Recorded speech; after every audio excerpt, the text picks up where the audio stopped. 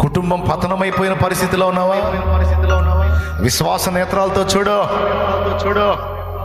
నా దేవుని వైపు చూడు. దేవుని బట్టి చూడు.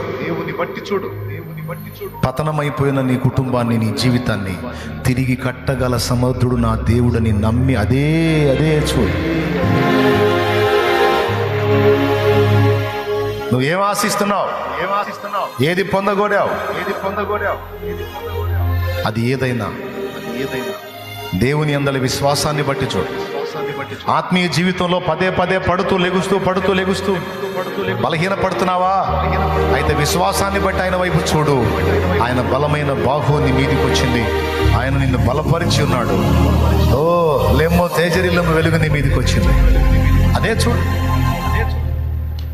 నా దేవుడు ఖచ్చితంగా నీ విశ్వాసాన్ని సిగ్గుపరచక దాని పరిధిలో తప్పకుండా జరిగిస్తాడు.